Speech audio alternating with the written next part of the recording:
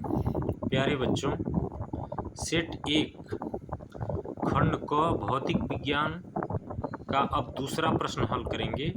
1 का ख। यह है, प्रिज्म से श्वेत प्रकाश की किरण के गुजरने पर सबसे अधिक विचलन होता है। तो इस प्रश्न को यदि ध्यान से देखें तो सबसे पहले प्रिज्म क्या होता है, श्वेत प्रकाश क्या होती है और विचलन क्या होता है, इन 3 चीज़ों के बारे में जानना है। तो आइए हम जानते हैं कि सबसे पहले कि प्रिज्म क्या होता है। तो अब हम जानेंगे प्रिज्म क्या होता है। तो इसमें कांच के एक त्रिभुज प्रिज्म पर विचार कीजिए। जैसे इसके 2 त्रिभुजाकार आधार तथा 3 आयताकार पार्श्व पृष्ठ होते हैं। प्रिज्म कैसा होता है? प्रिज्म होता है जिसमें 2 त्रिभुजाकार आधार होते हैं और 3 आयताकार पार्श्व पृष्ठ होते हैं। ये पृष्ठ एक दूसरे पर झुके होते हैं। इसके 2 पार्श्व फलकों के बीच के कोण को प्रिज्म कोण कहते हैं।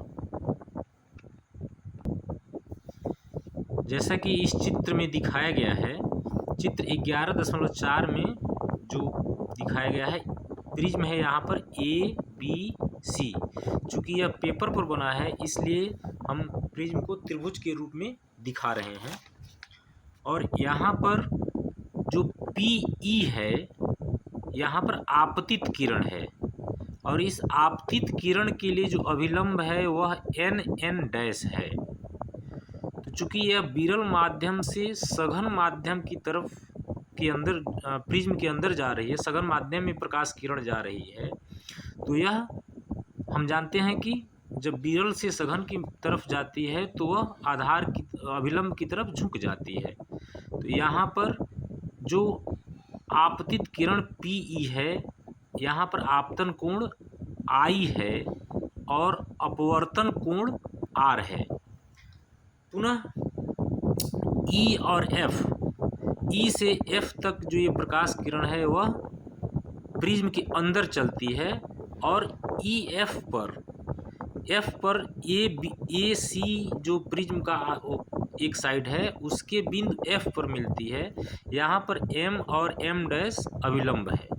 तो अब यहाँ पर अब दूसरी स्थिति है कि प्रिज्म के अंदर जो प्रकाश किरण EF है वह सघन माध्यम से विरल माध्यम में FRS के रूप में निर्गत होती है।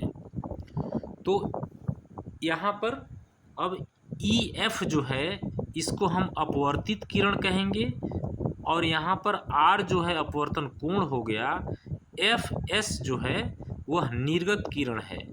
यहाँ पर जो प्रिज्म कोण की हम बात किए थे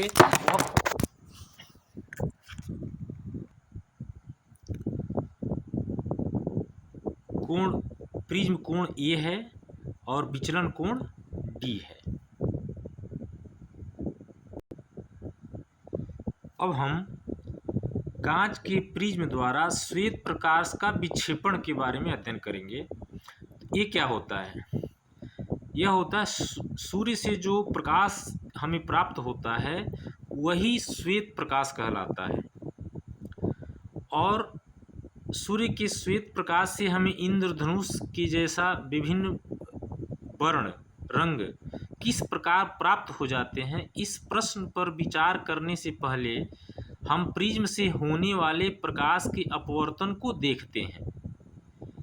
कांच के प्रिज्म के झुके हुए अपवर्तक पृष्ठ पर रोचक परिघटना दर्शाते हैं। आइए इसको हम समझते हैं। यहाँ पर चित्र 11.5 में कांच के प्रिज्म द्वारा श्वेत प्रकाश का विक्षेपण दिखाया गया है। तो जब श्वेत प्रकाश प्रिज्म से होकर गुजरता है तो उसमें 7 रंग पाए जाते हैं और उस 7 रंगों को यह विभक्त कर देता है, अलग अलग कर देता है। वह कुछ इस तरह से होता है कि दिखाई देने वाले जो वर्ण हैं उनका क्रम नीचे से बैगनी, वायलेट, जामुनी, इंडिगो, नीला, ब्लू, हरा, ग्रीन, पीला, येलो, नारंगी, ऑरेंज तथा लाल रेड है। इसको हम विबग्योर की सहायता शब्द विबग्योर की सहायता से हम इसको याद कर सकते हैं। तो प्रकाश के अवयवी वर्णों के इस बैंड को हम स्पेक्ट्रम कहते हैं। ये जो श्वेत प्रकाश 7 रंगों में विभक्त हो गया है, तो इसको ही हम स्पेक्ट्रम कहते हैं। तथा प्रकाश के अवयवी वर्णों में विभाजन को विक्षेपण कहते हैं। तो पुनः हम अपने प्रश्न पर आते हैं। प्रश्न है कि प्रिज्म से श्वेत प्रकाश की किरण के गुजरने पर सबसे अधिक विचलन होता है। तो आपको अभी हमने दिखाया कि सबसे विचलन कोण क्या है। तो सबसे अधिक विचलन आपने देखा कि सबसे ज़्यादा वायलेट रंग का हुआ। तो इसमें जो विकल्प है वह चौथा है, यानी बैगनी रंग में सबसे अधिक विचलन होता है। तो इसको हम कैसे लिखेंगे?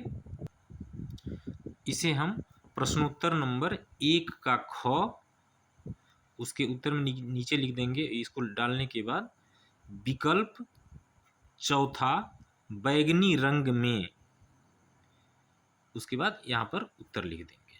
तो इसका उत्तर ऐसे हो जाएगा।